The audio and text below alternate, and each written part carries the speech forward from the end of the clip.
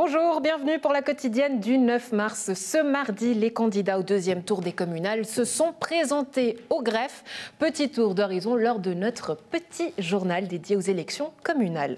En sport, le e-sport séduit de plus en plus les cyclistes, que ce soit pour de l'entraînement indoor ou des compétitions virtuelles. Alexandre Caporal en parle en plateau avec son invité Paul Caèche. En culture, le Festival des Hivernales a séduit les Nyonnais avec des concerts sauvages. On en parle en plateau avec le président des Hivernales, Jay Rutter, et puis l'artiste musicien Stéphane Pasternak.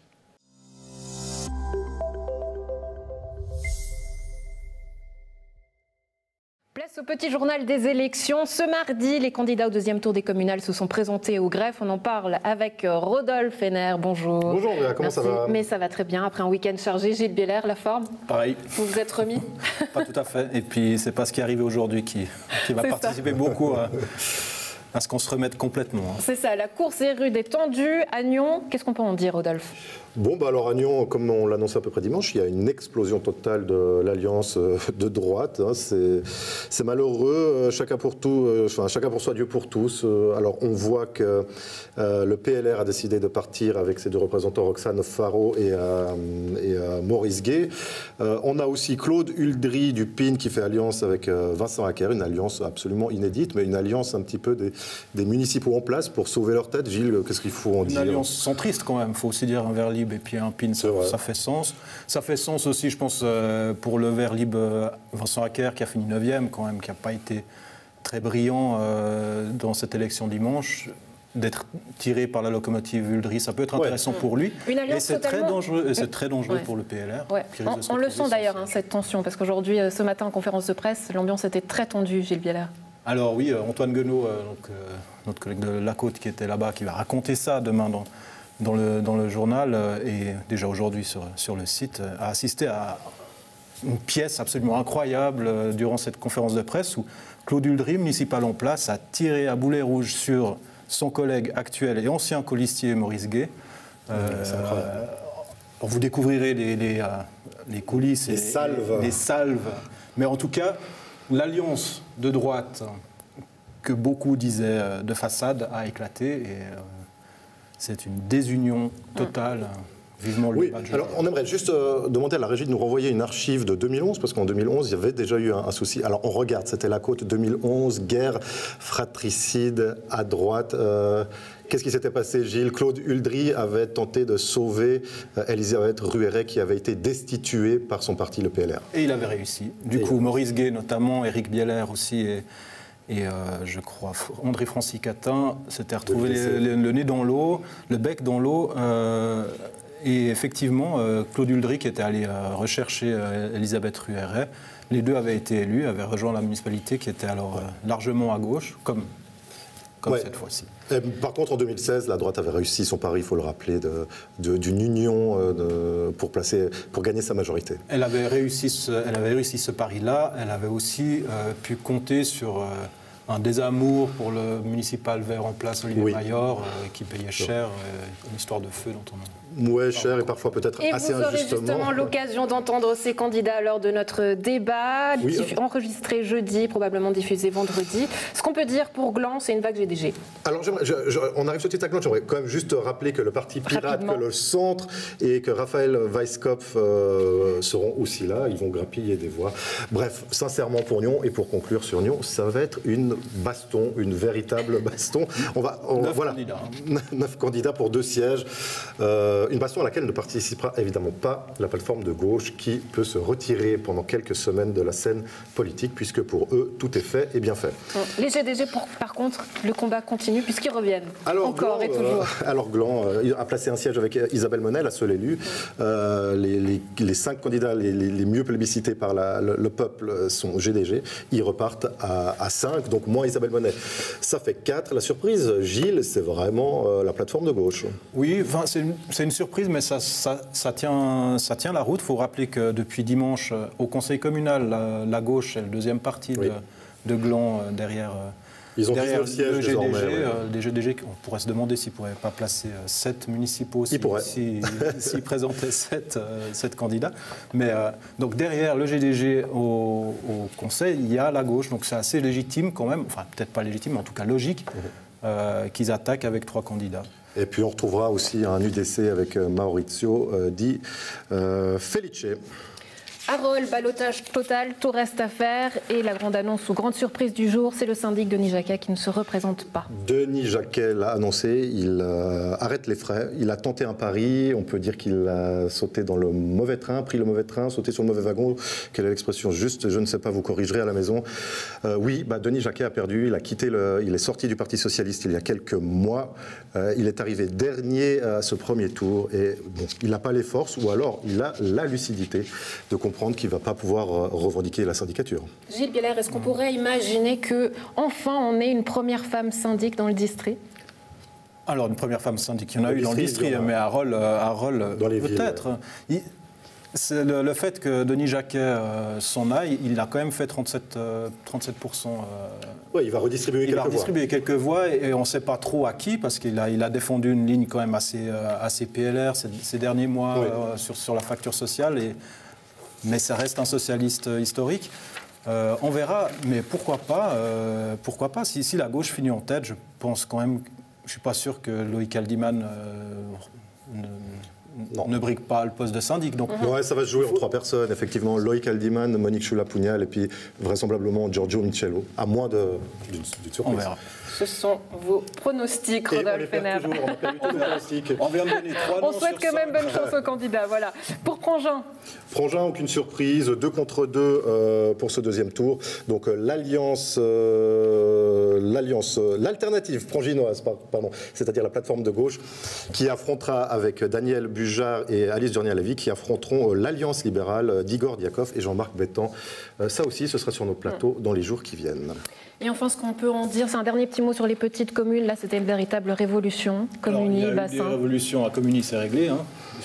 Ils sont tous battus, ils sont tous remplacés. À Bassin, c'est pas si réglé que ça, hein, parce qu'à Bassin, jamais rien n'est simple. Il y avait 2 listes au premier tour, il y en a 3 au deuxième tour, avec 2 sièges, 4 candidats, 3 listes. Voilà, donc on va pas aller dans les détails, ça va être super compliqué parce qu'en plus sur une liste, il y en a 2 des anciennes listes, enfin bref. Mais ça on retrouve dans votre journal demain. Dans tous les cas, c'est expliqué même sur notre site internet et demain dans le journal. Le résultat de ce deuxième tour, donc connu le 28 mars. Quant à nous, on aura donc ces débats le jeudi, Nyon, Prangin, Gland, Rolle. Merci beaucoup messieurs d'avoir été avec nous. Bonne journée. Bonne journée.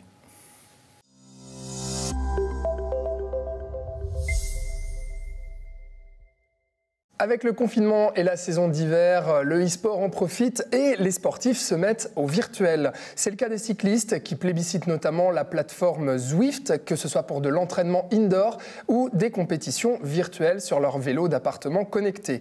Fin février, la course à étapes Haute Route Watopia a notamment réuni quelques 60 000 coureurs dans le monde.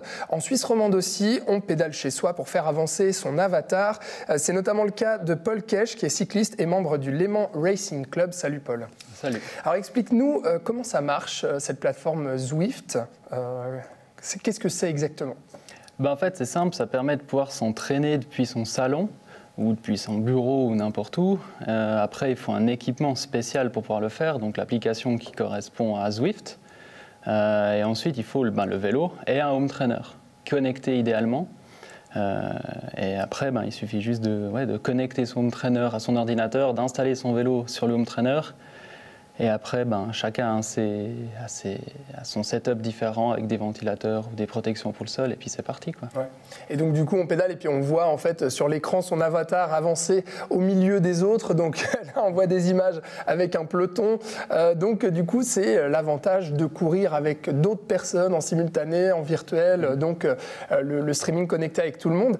Et on sent apparemment les sensations aussi, justement, si on pédale sur une montée, si on monte un col, on le sent dans les jambes. Alors c'est ça, les home trainers qui sont connectés directement sur Zwift, par exemple, dès qu'il y a des montées, le home trainer va s'adapter et va se durcir par rapport à la montée. Puis dès qu'on retrouve une portion de plat, ben, elle va se relâcher et puis va permettre de rouler plus librement.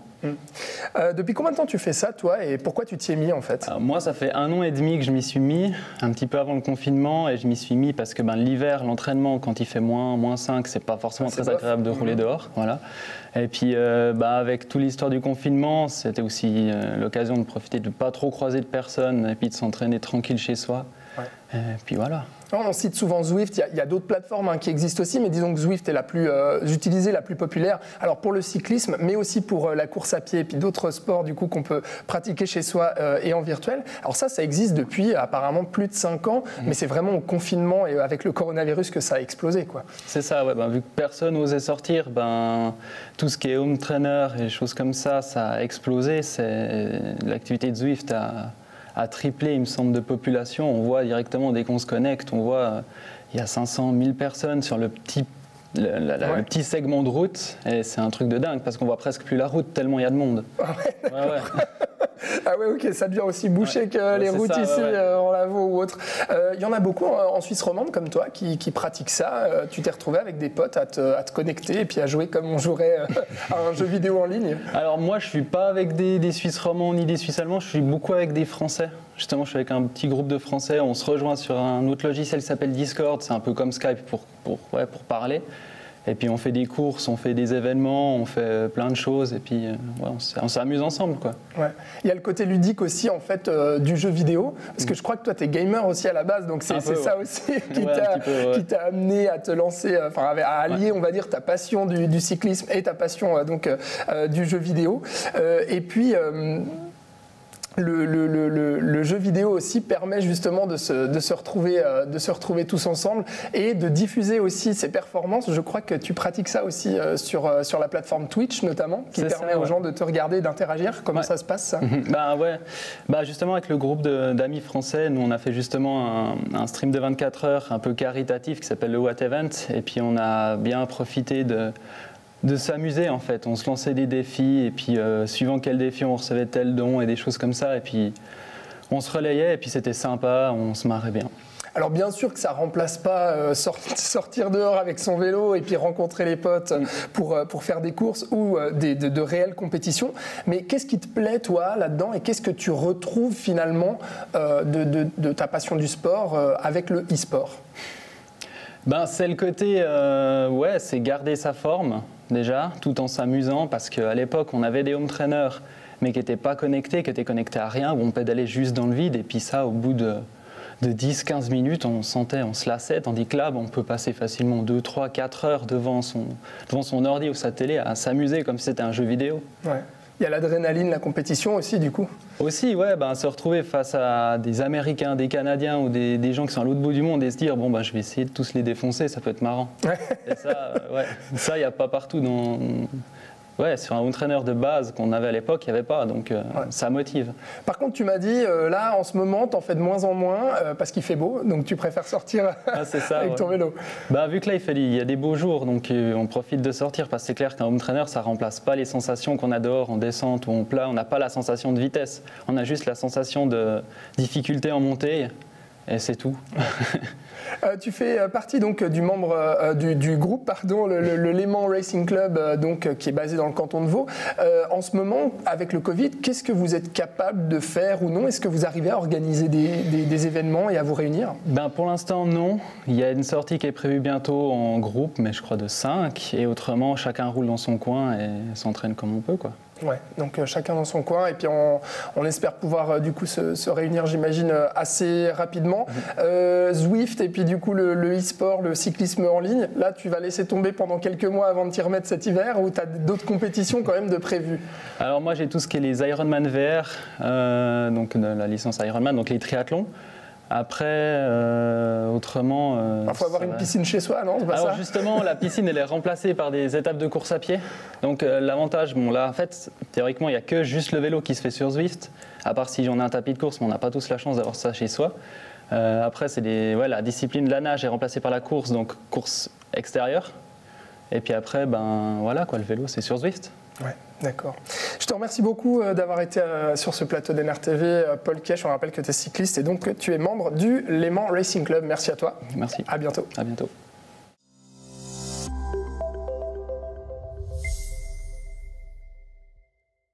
Un moment de partage musical en ville, c'est ce que proposait le Festival des Hivernales du 24 au 26 février avec des artistes de rue. Retour sur cette belle surprise avec nos deux invités. Jay Rutter, président des Hivernales, bonjour.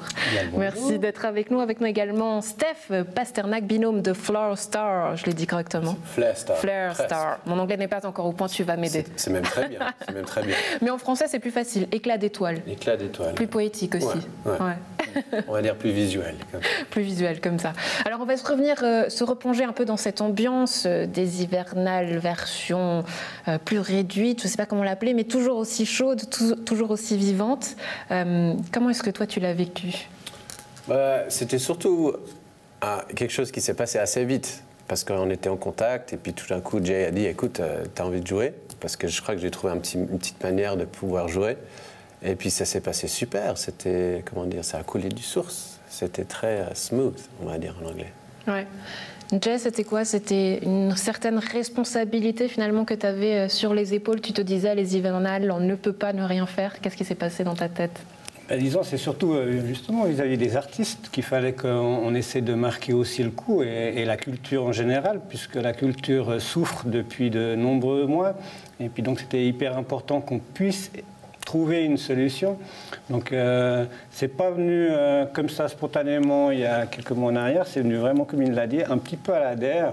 C'est en me promenant dans les rues de Nyon, en voyant des musiciens de rue, je me suis dit, mais si les musiciens de rue sont autorisés, mais pourquoi est-ce que nous, on n'inviterait pas des musiciens et puis ils viennent jouer dans la rue? Donc ça s'est réglé en 2 temps, 3 mouvements, et puis ça a fait du bien, je pense, à beaucoup de gens, à commencer par moi, parce que c'est clair qu'en tant qu'organisateur d'un festival de musique, de faire une édition sans musique, même si on a fait d'autres petites surprises, ça manquait, donc très heureux et très heureux pour les musiciens.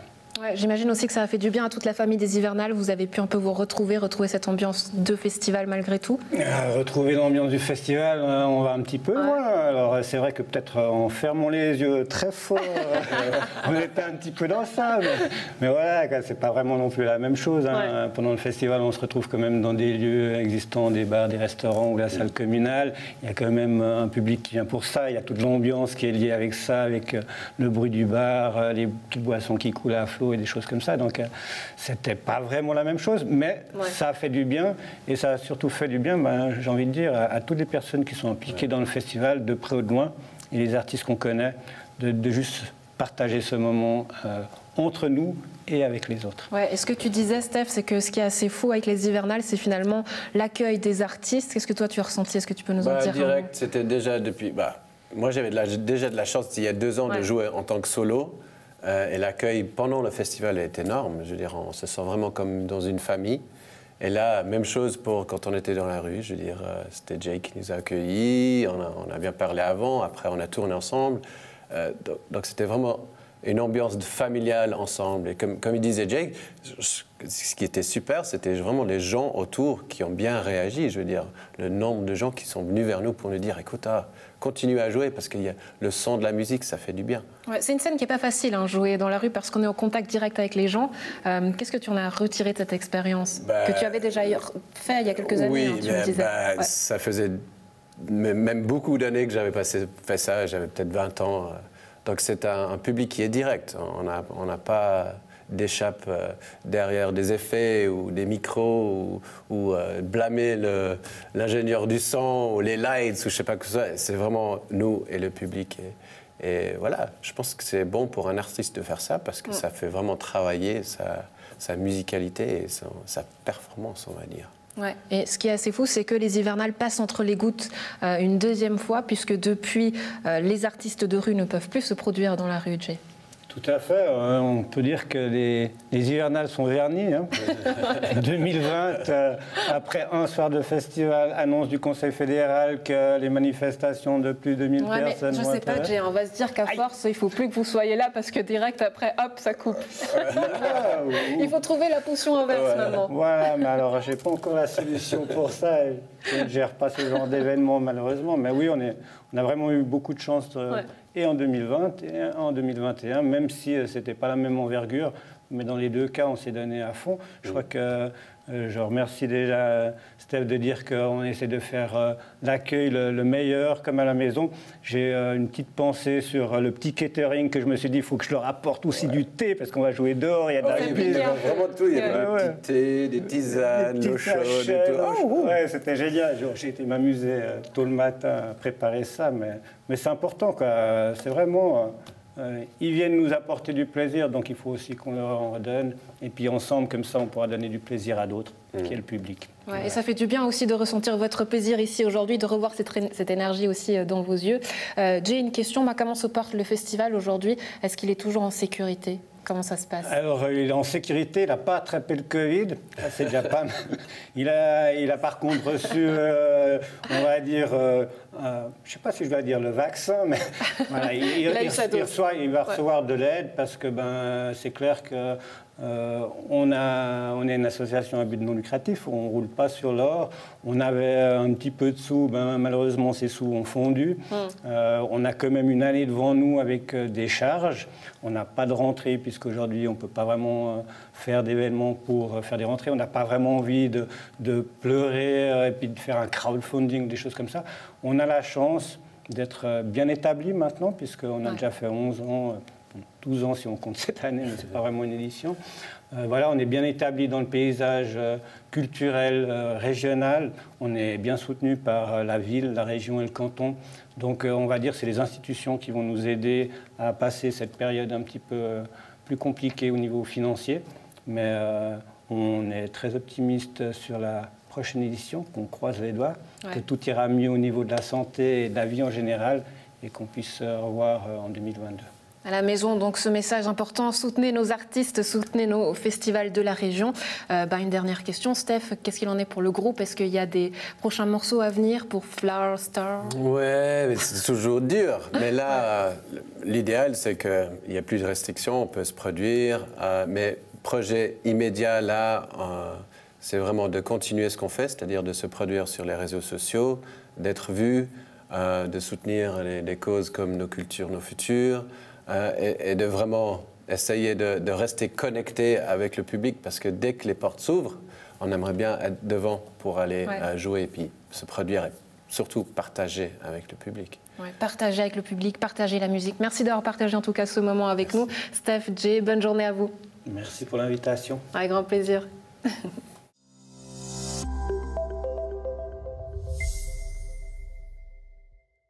C'est tout pour la quotidienne du 9 mars. Un plaisir d'avoir été en votre compagnie. On se retrouve demain. Très belle soirée à tous.